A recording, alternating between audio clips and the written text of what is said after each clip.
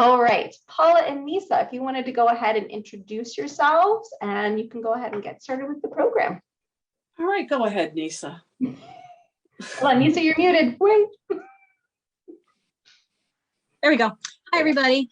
I'm Neysa McKenney. I'm a speech therapist, working for Connecting for Kids for about 4 years now, and have lots of experience working in early intervention and with kids who have concerns or special needs. That's about it. Hi, I'm Paula, and I worked as an early intervention specialist for Cuyahoga County Board of Developmental Disabilities for 36 years. I've been working with young children now for about 45 years. You wouldn't know by looking at me. Anyway, I think I had a lot of different experiences, as Neysa did. I had the opportunity to work, team teaching an inclusive kindergarten, working with preschoolers, working in a toddler program, working for Cuyahoga County Board, afforded both Neysa and I the opportunity to do home visits, which was really invaluable in learning about families and learning about specific families and their children. So we're going to get started, and let's go to that first slide. So fine motor development, what is that? It's the refining and the coordinating of the movements of the small muscles in a child's hands, wrists, and fingers. And just to understand that this is kind of, the lingo is proximal distal, but just to say that children develop control starting with their shoulder and then their arm and down their wrist and then down to their fingers. So it's a process kind of from the inside out. Secondly, the children need to develop the ability to use their hands throughout daily activities, eating and drinking and dressing and toothbrushing. There's so many opportunities for children to practice fine motor skills, and that there's so many things in daily life that require you to use your hands. Eye-hand coordination develops as children learn to use their eyes to guide their hands. Again, this is very important to understand that that a child's eyes and hands have to work together, and that a child's eyes are guiding their hands in completing tasks and manipulating objects, etc. And lastly, that playing with toys and using writing tools, crayons and markers, etc., cutting with scissors, those are all fine motor activities that we work on in early childhood. Next slide. So you can help your child work on or develop the fine motor skills needed to draw and write and cut without using crayons, pencils, and scissors. And I think that's pretty much the crux of what Neysa and I are conveying today. We're going to try and give you some different ideas on what kinds of materials and what kinds of objects and things that you can easily find around your home or in the stores or whatever, and that you don't necessarily have to have scissors to work on the fine motor skills your child needs to eventually use scissors. Okay, so next slide. So one way you can help your child work on those fine motor skills is throughout the daily activities. The daily activities of dressing and undressing would require things like zipping and buttoning and snapping and putting your left arm in and your right arm in and watching your hand go through your sleeve. The activities of eating, using a spoon, drinking, holding the cup. You might hold the cup with 2 hands. Maybe you're skilled enough to hold the cup with 1 hand. Maybe you can hold the cup and use a spoon, or I'll use a straw, and preparing your food. So if you're an older child, maybe you're able to use a dull knife and cut your food. Maybe you're able to stir. Maybe you're able to scoop. Maybe you're able to help grandma roll out some cookies on the cookie sheet. During washing hands and bathing, think of all the things that we do when we're using our hands. We're washing our hands a lot these days, so kids are getting used to rubbing their hands together in midline, turning one palm up to receive the soap that comes out of the soap pump, and one hand to pump the soap. Bathing, you're wringing out the washcloth, you're wringing out the sponge. You're grabbing the slippery soap in the bathtub. There's lots of things that you'll be doing with your hands. Brushing your teeth. You're holding the cap of you're holding the toothpaste and you're turning off the cap. And you're using a pincer grasp, and your other fingers are assisting in holding the toothbrush to brush your teeth. And then tidying up. You're picking up different sized objects, items that weigh different amounts, big items and little items, things that are heavy, things that are light, and you're placing them in a container or in a box or in a location, which means your eyes and hands are working together. When we think of offering activities for our kids to develop hand skills or fine motor skills, we want to be prepared. We want the parent to be prepared, so that if you're getting ready to paint, or if you're getting ready to do Legos or any of those other activities, you want to be sure that you're ready and that you're up for the challenge. We all know that some of the fine motors activities that we provide for the kids can be messy, particularly things like painting and Play-Doh and a sensory bin full of rice. We want to be sure that we're in the right place with our headspace. We want to make sure that we're prepared and mentally ready to take on the challenge of getting out the paint or the Play-Doh. And if you're not feeling up to that, maybe it's a better idea to do something that's easier to clean up and easier to manage. We want the child to be prepared.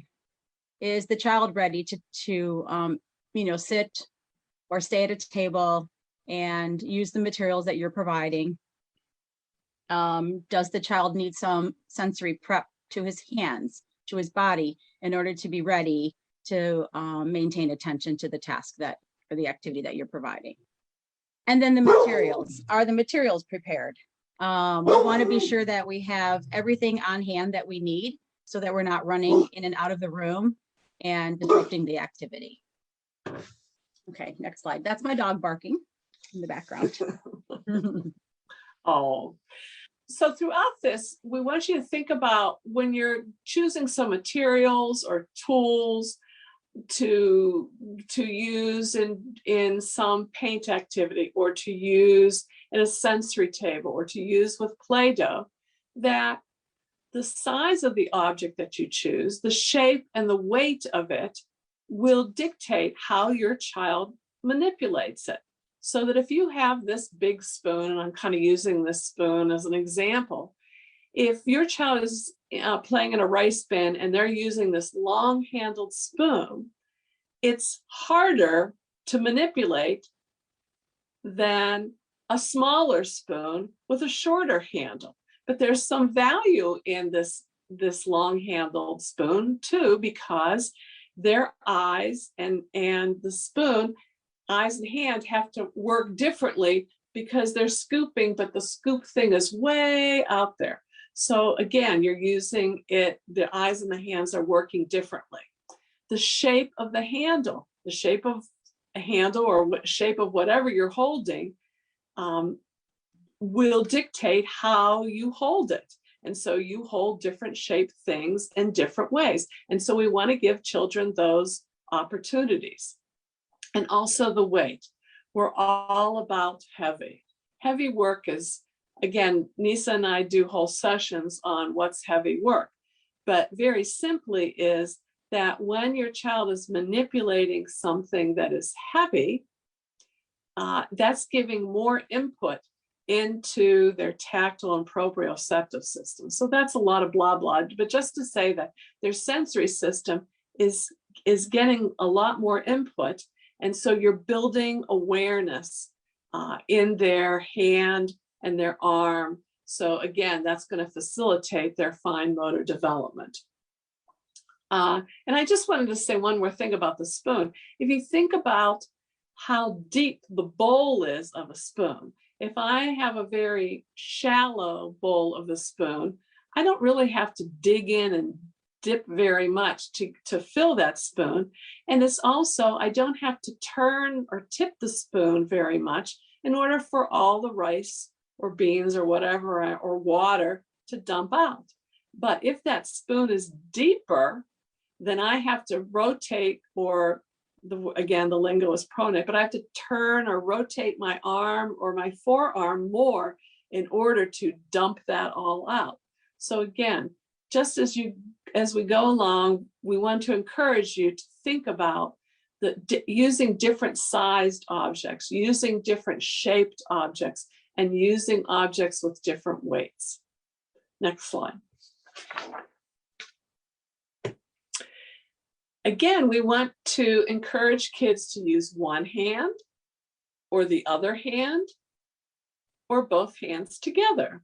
Sometimes in a lot of activities, we have one hand working, or we have one hand holding or helping and the other hand manipulating. And we can go back to Neysa was talking about brushing your teeth. You hold the toothpaste tube with one hand and you unscrew the lid with the other hand, or you hold the bottom of the jacket and with one hand and you thread the zipper and pull it up with the other hand.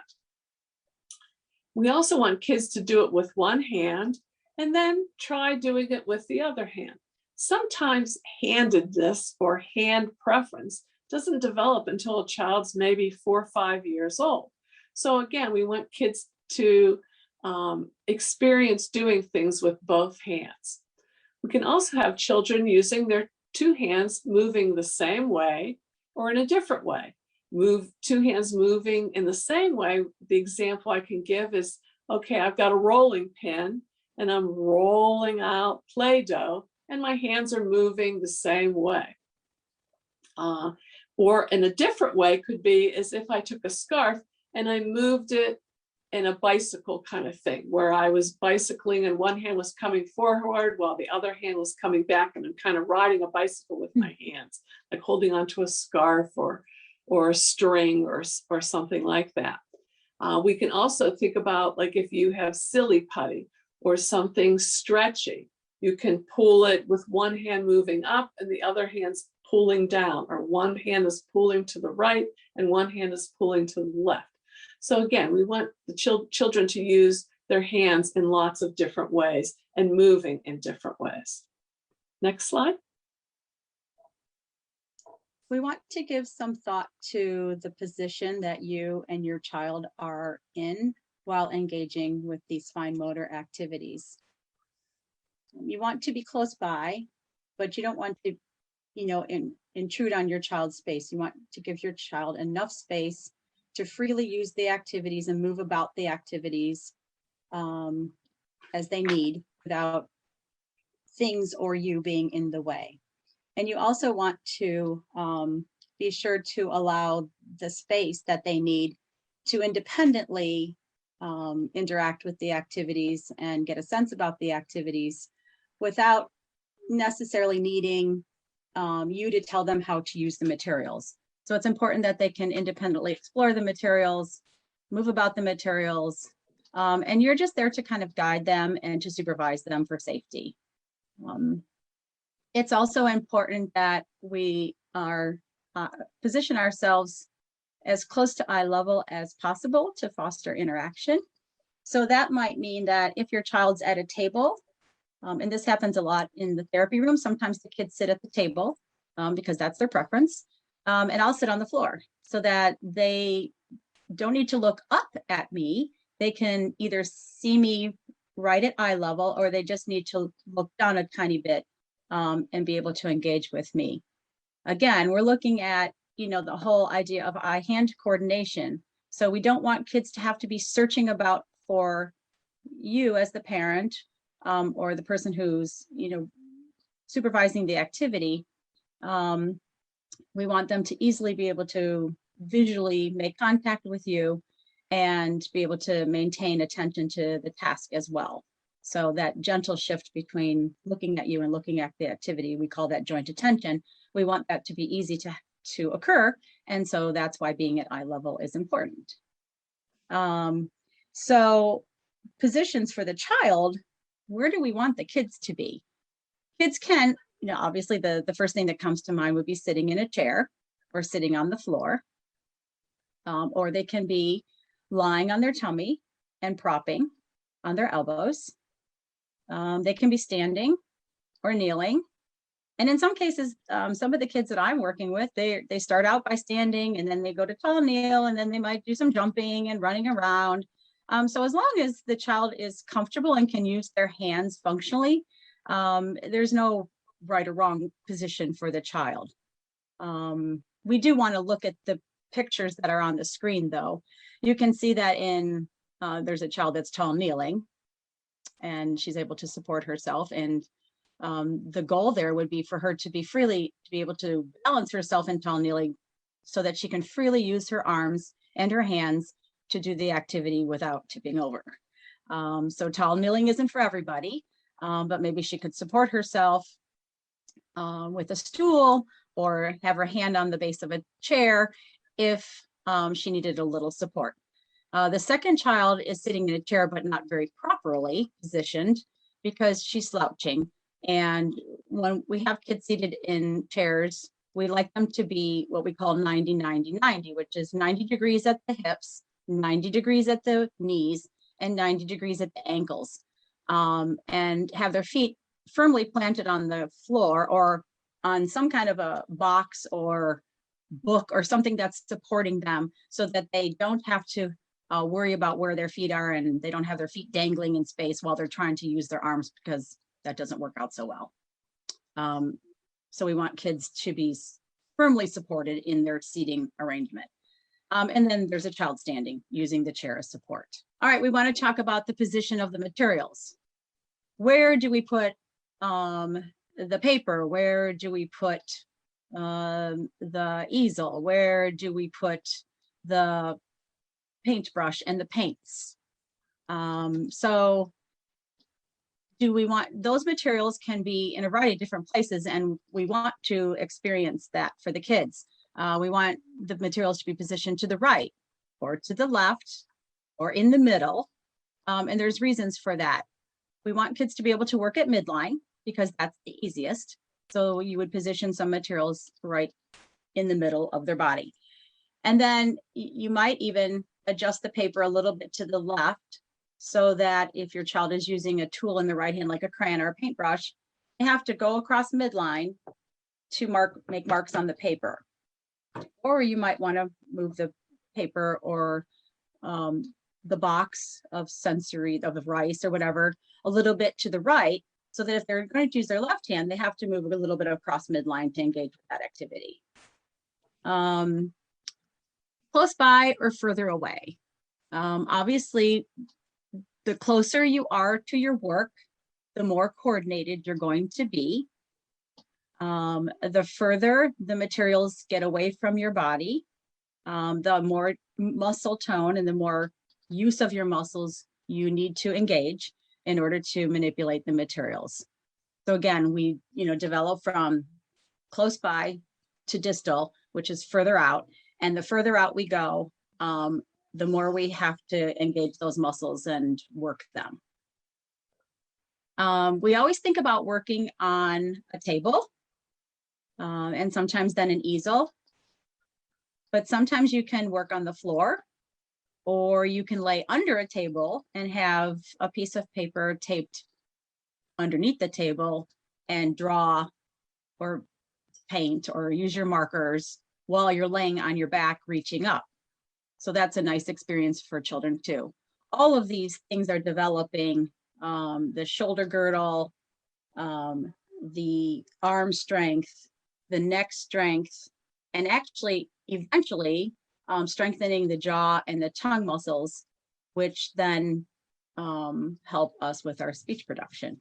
Manipulating objects in daily life and play. During our daily routines, we handle things in different ways, depending upon what Paula was saying, the size, the shape, the weight. Sometimes we handle things way out in our fingertips, just like this, I guess this is an ape or a gorilla, is using his fingertip and his fingernail to pry off some of the bark of that branch. Sometimes we use our pincer grasp or our thumb in opposition to one of our other fingers. And that would be when we're grasping, when we're raking up our Cheerios, when we're holding our spoon, when we're holding our toothbrush. Actually, when we're getting ready to zip our coat, we grab that little zipper thing and pull it on up using our thumb in opposition to our other fingers.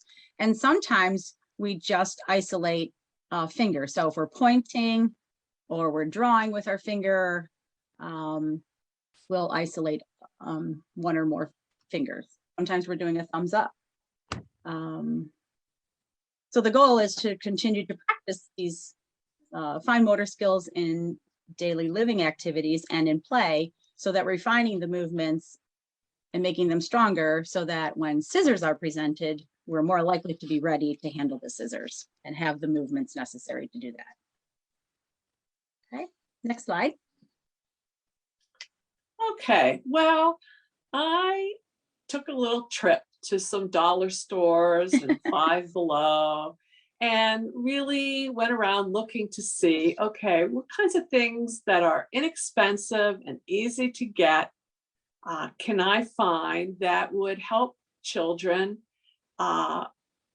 develop their fine motor skills. So I did that, and I went around clicking. I know the people in the store is like, why is she walking around taking all these pictures of stuff in our store with her phone? But that's what I did. So I went to these stores, and then I thought about what's around your home. I do have, well, right, I just have a new baby boy, but I have 3 grandchildren, a 6-year-old and a 3-year-old, and then a newborn. And so I'm kind of familiar too with all, and I also have a whole house full of toys. But you know, what are the toys that typically you have in your kids' toy box or around your house? And then also, what other kinds of things, like in your kitchen or around your house, do you have that you could incorporate into play or sensory or art activities that would help your child develop fine motor skills? So as we go through these next few slides, anything that's in dark print or darker bold font is something I either found around my house, around, you know, my toy boxes that I have for my grandchildren, or at one of these discount stores. One of the things I found a lot of was paint, okay, washable paint. And again, this is something that we talked about being prepared. And certainly paint is probably the #1 thing that if we're going to get it out, we need to be prepared. Your kid needs to be in the right mood in order to paint. You've got to be in the right mood and have the right resources to paint. But again, it's a great activity. Most of the paints I saw were washable, but another little clue is that you can take a little bit of liquid dish soap and squeeze a little bit in, and that will make it even easier for cleanup. One of the things that we say a lot in early childhood is it's the process, not the product. In other words, we're looking to provide children with a sensory experience, a fine motor experience, an enjoyable experience, a social experience, a cognitive experience, a communicative experience, and a language experience, okay? We don't really care about what this thing they painted looked like in the end, because it's the process, it's the experience that we're interested in. So keep that in mind. I found a lot of large poster board. And again, we talked before about how the size of what your child is painting on is going to affect how they're painting. If we have a big piece of poster board, they can really do a lot of crossing their midline, painting way over here and painting way over there. If we cut this poster board in smaller pieces or strips, we can then have the child then has to move or manipulate the paintbrush differently because they have to be a little more precise. We can think about where we want to put the paper. Now with paint, you don't want to probably put it on a wall in your house, but you can maybe be outside and put some big piece of poster board up on the garage door and let your kid paint.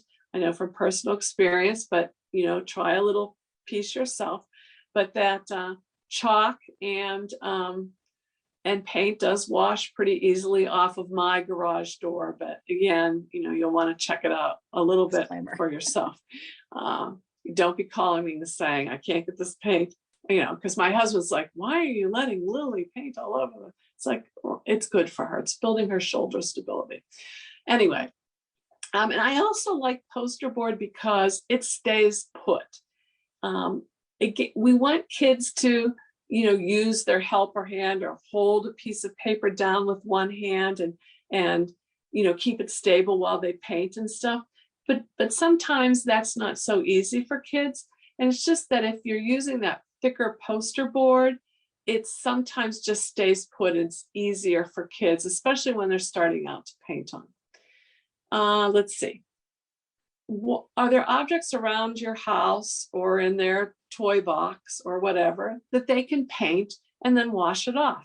Again, great sensory experience. You need to think about it. If I have a different sized and shaped blocks or little characters or whatever, and I'm painting them, again, you're going to hold it differently. They're going to have to manipulate it differently. And if you think about when you use scissors, one hand holds the paper and the other hand, is doing the scissors or whatever, and you manipulate the paper and stuff. And so again, you're building that foundation.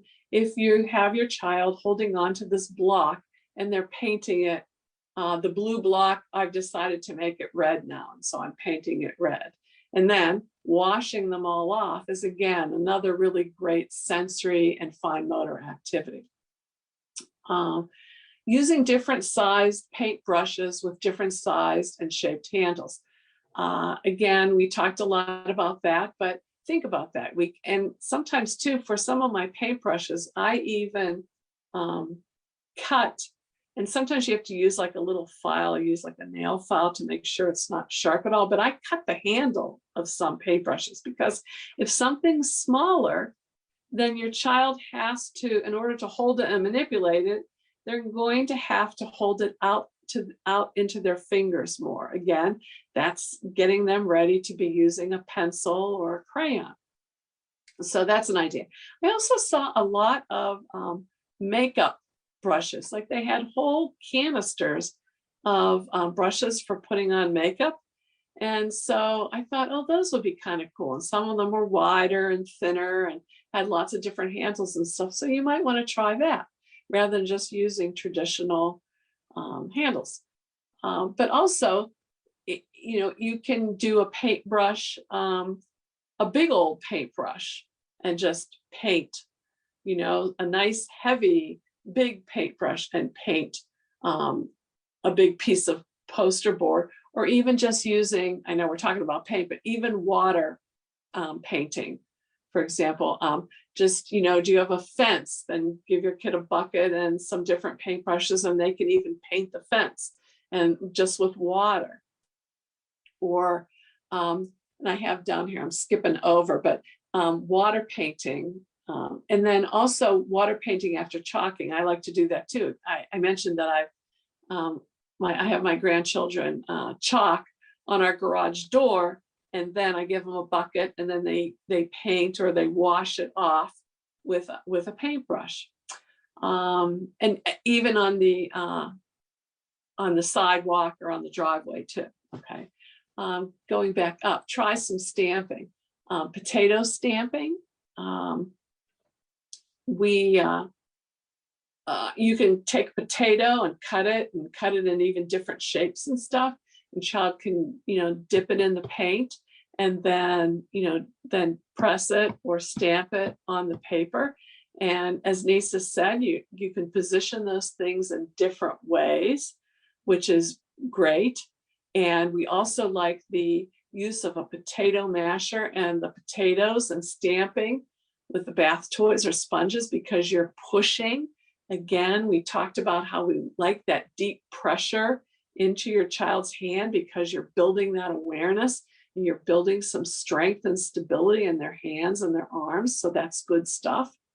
Tire track painting with cars, where you put a little bit of paint, and I usually water it down a little bit on a paper plate or on a plate, and a child uses a car and they run the car through the paint. And then you have a big piece of paper, or maybe you have a long strip of paper, and they make different car tracks. And it's interesting to see that different cars and different trucks make lots of different designs. So that's kind of fun to do. And we also like that because, again, we can be crossing midline. We can be working from close to far away.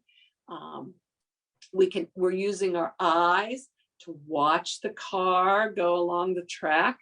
And then you can maybe say, see if you can turn that car around and bring him back right on top of the track that you just made. Because then again, you're working on that control and that eye and hand working together. So there's just some different ideas about that. I don't know if you've ever done marble painting or using little balls. I even like to use, much to my husband's dismay, his golf balls, okay, or even his practice golf balls. They make those little plastic golf balls, and you dip them in some paint and then put a piece of paper, like in a cookie, not a cookie tin, but like a cake tin or a baking sheet or a lid of a box. And then, the child holds it and tips the box lid in different ways. And, the marble moves around and makes a really neat design. And if you want to make it even more challenging, you can do something like put stickers in, on the left side, on the right side, at the top and at the bottom.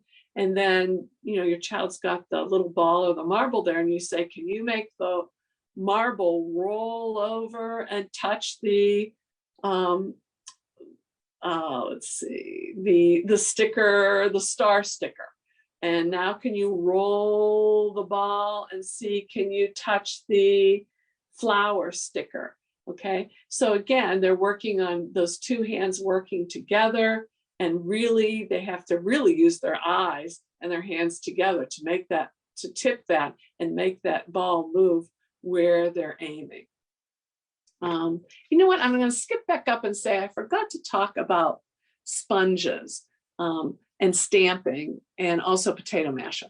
Potato mashers really make some interesting designs, and every potato masher, will make a different design. There are lots of different potato mashers, but I saw a lot of different ones when I was at those stores. But, dipping that potato masher in some paint and then, pressing it down on the paper and stamping. Also sponges, you can cut those into different shapes. You can also cut little teeny tiny pieces of sponge and then put them in either a clothespin or a chip clip. And again, chances are, your child probably could hold a clothespin in their fist, but that small of a thing is probably encouraging them to hold it out with their thumb in opposition to one or two fingers to stamp using that. And there's so many of those. They had tons of those bath toys and those foam puzzles, and you can use those to stamp all kinds of different shapes and stuff using paint. Okay, there's some paint ideas. Next slide. Tongs and ice cube trays, another find at the dollar store. you can grab some ice cube trays and some strawberry tongs or some small tongs that you might get off Amazon if you choose, to put things in or take things out of an ice cube tray. So it could be little beads, it could be little shapes, it could be little characters, it could be beans, whatever, it could be noodles or rigatonis or whatever you want to use that you can find around the house to put in and take out of the individual compartments of the ice cube tray. When you use the tongs, you're using them in the thumbs up position as you're squeezing them, which is the position that you also use when you're using scissors. So tongs are really good because you have to practice, how hard do I have to squeeze? How much do I have to release? What I'm picking up will make a difference in how hard I squeeze and how hard I release. If you're picking up something heavy, you're going to have to squeeze a little harder to hold on tight to it. If I'm picking up something light and fluffy, I may or may not have to squeeze as tight, but I might have to squeeze. So there's tightness, but there's also how close the tongs have to get in order to hold that object based on the size of the object. So you can also go back to putting paint in an ice cube tray. So one compartment could be red and the next compartment could be blue or yellow, and your child has to dip their brush into the compartment, which helps them use their eye-hand coordination to, you know, get into the right compartment and choose the right paint. You can obviously use them for other things like counting objects, patterning, whatever you want to do. Ice cube trays are great. If your child can't manage the eye-hand coordination necessary to go in and out of that small space of the ice cube tray, then you could use a cupcake tin for the same purpose. It just gives your child a larger target to work from. Next slide, please. Play-Doh. You can do lots of things with Play-Doh.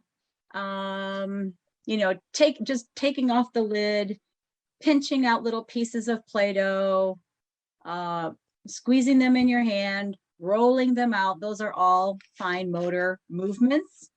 Smushing the Play-Doh back in the container and putting the lid back on again is great for fine motor work. You know, using a roller is 2 hands at midline, and you have to have, you know, equal pressure on both hands. And you can, if you don't have enough pressure, then your Play-Doh doesn't switch down like a pancake like you'd like it. So you have to figure out how much pressure is needed and how heavy you have to push in order to flatten that Play-Doh.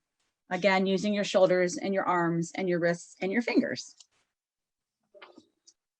Next slide, please.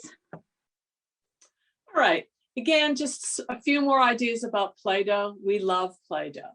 Being prepared, make sure you're prepared. It goes back to the paint. This can be messy, but just different toys that you can use. You can use a ball to roll on top of the Play-Doh. You can press. You can make a game out of pressing toys into the Play-Doh. Close your eyes, Neysa, and I press a toy into the Play-Doh and I pull it out, and then Neysa has to guess, what was that? What did I push into there? Oh, that was a Lego, okay? And you can also hide little toys in the Play-Doh and then find them using a fork to poke, or a plastic knife to cut. And of course, there's cookie cutters. You can poke and roll and squeeze the Play-Doh. We love that heavy work with the hands. And even as they had citrus squeezers that you could put Play-Doh in and then squeeze it together and it would come out. Making a roll of Play-Doh and then cutting it with kid scissors. That sometimes cutting little tiny rolls of Play-Doh and that snipping with scissors and even snipping straws is how we get kids starting to use scissors. You can add rice or beans to the Play-Doh to add some texture. Sometimes people suggest adding scented things like peppermint, but I found that it really encourages kids to eat the Play-Doh. And so sometimes that's not such a good idea, you know. There's lots of recipes online for making your own Play-Doh. I tend to like the ones that use alum, A-L-U-M. It's like a preservative of some sort, and it's not toxic. But anyway, it seems to make a better Play-Doh. So if you see them, And there's also, I saw a lot of foam and floam and silly putty. All those kinds of things are great. Next slide. Little characters. Again, the size of something is going to dictate how you hold it and how you manipulate it. Favorite characters might be a way to get your child interested in a fine motor activity. Manipulating small objects gets those fingers working. And then also we can have Chase run this way and that and roll over. You know, we have them roll over. It means that we're using our hands and we're turning our wrists and our forearm. And also too, we can use our eyes and our hands together as Sky flies through the air and twists and turns around. And again, this is a wonderful opportunity to encourage imaginative play. Next slide. Next slide is about blocks. They're all kinds of blocks, foam blocks that you can either use dry, which tend to stick together better than the plastic blocks, or you can even dip your foam blocks into water, and then they're a tiny bit slippery, or sometimes they have like a little suction to them. So that's one way to help kids figure out just how much adjustments I need to make with my fingers, or the movement of my arm, my grasp and release, as we're stacking those blocks together. So there's wooden blocks also, and then there's plastic blocks, which tend to be a little bit more slippery. Then we have the size of the blocks. We've got big 2-handed size, blocks. We have 2-inch blocks. We have 1-inch blocks. We have teeny tiny little 1/2-inch blocks that are all require different kinds of motor skills to manipulate them and put them one on top of the other. Again, eye-hand coordination being key here. Your eyes and your hands are working together. If you close your eyes and try and build a stack of blocks, it's not going to work so well for you. We have push and pull blocks, which are our Legos and our Duplos. So how much effort does it take to push them together and pull them apart? Again, you're building your finger strength. Just remember that in order to be successful with balancing the blocks and getting it just right, kids might need some prep work with their body to get them to have a calm body and have their hands ready. So you might do some deep massage into their palms, do a little bit of heavy work before you sit down with the blocks, so that their body's a little bit more ready to be calm and their hands are a little bit more ready to work. Stickers and tape. Stickers and tape are super fun. Everybody has tape and stickers around the house. Again, those are things you can find at the dollar store. Pulling stickers off of the sticker page is super fun. It works that pincer grasp and that thumb to oppositional finger movement that we want for eventual scissor work and for writing. We like to put stickers and tape on the body so that kids can practice crossing midline. So you can put stickers on the left side of the body. So maybe one on the wrist and maybe one on the elbow, and you're going to put one on the leg and one on the foot. And then encourage the right hand to reach across and pull the stickers off of the left side of the body. So you're crossing midline there. And you're also working your fine motor skills. Certainly putting stickers on greeting cards and on boxes or paper, decorating whatever you want with stickers are great practice. And then I think those sticky window decals, I added this one in. The sticky window decals are great for working on a vertical surface, putting those stickers up, putting them up as high as you can, stretching and reaching, and then taking them off and rearranging them, moving over to the left, moving them over to the right of the window, on the window. Okay, next slide is sensory bins, one of our favorite activities. You can put just about anything in a sensory bin. Remember to be prepared because there will be a mess.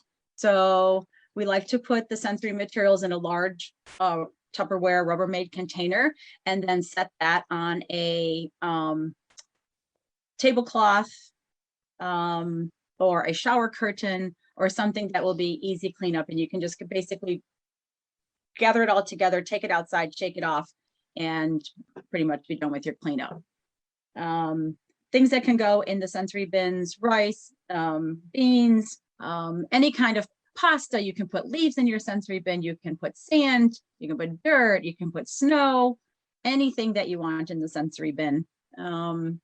just be sure that, your child doesn't eat the contents of the sensory bin. You want to be aware that if your child is a mouther, that could be dangerous. You want to offer large and small containers for dumping and pouring and scooping. Scooping into a small container takes a lot more eye-hand coordination and small motor control, and wrist rotation, than dumping into a large container. A large container doesn't require as much precision, and you can kind of happen chance get it in there, but you want to offer a variety of containers, shapes and sizes. You want containers that hold different amounts of the sensory material. So you want some containers that are shallow and some that are deep, so that you can make things heavier or lighter. A lighter container you can twist and turn with a simple one-handed wrist rotation. A deep container that is heavier might require you to use two hands together and figure out how to dump it using your two hands together. Measuring cups and spoons of different sizes and bowl sizes and lengths of the handles. We talked about that before. Poking and raking and finding things that you've hid in the sensory material is always fun. Stirring. I think that's about it. Okay. Last but not least, writing tools and scissors. So I hope we've gotten the gist of this, is that we want children to not have a negative attitude towards writing activities and crayons and pencils and scissors.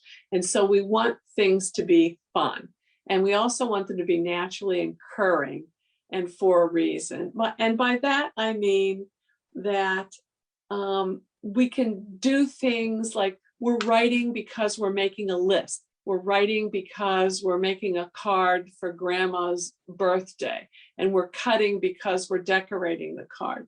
So having as much as you can, your child do using crayons and scissors and pencils and stuff for fun or for a reason, it makes them more likely to be engaged. And when I was doing kindergarten, I was not a kindergarten teacher that had my students writing rows of letters, 14 times we're going to write this letter B. I think there are lots of fun ways that you can have your child practice writing letters, if that's where your child's at. We can read a book, and every time we hear or see a bee in this book that we're reading, the Berenstain Bears or whatever, if you give a mouse a cookie or whatever, every time we see the M or we hear an M, we're going to practice writing that letter. Or we hide magnet letters around the house, and your child has to go find them, bring them back, and every letter they find, they practice writing it. Again, hold lots of different ideas about practicing writing letters and practicing using scissors, but in a meaningful and fun way, because fundamentals begins with fun. So this is one of my soapboxes. So that's it from that soapbox. And lastly, okay, so let's just go through these. There are many different adaptive supports out there. Pencil graphs, you can go on Amazon and find lots of different pencil graphs. Again, remembering that a smaller crayon is going to be held differently than a larger crayon, so you want to think about that. There are all kinds of adaptive scissors out there. Using something stiff or a small note card is easier to cut. When you're holding a piece of paper and it's flopping or whatever, it's harder to do. So we usually start with snipping, and then we start with cutting like stiffer paper. When we use scissors, we want the thumbs up cue. Sometimes you can put a small sticker on your child's thumb. It's like, can you see your stickers? Is another way to get them to have the idea of thumbs up. We like to sometimes have children on their tummies, prone propping. You can even put like a towel underneath your child's like chest if they need a little bit some more support, and that will help facilitate that thumbs up position. And if you feel your child is really struggling with fine motor development, you may want to contact one of our family resource specialists to help you find some information and to help. Possibly you need a referral to an occupational therapist. There are some things that can get in the way or of your child's fine motor development. Sometimes it could be something like children are born or babies are born with primitive reflexes. One of them is the ATNR, the asymmetric tonic neck reflex.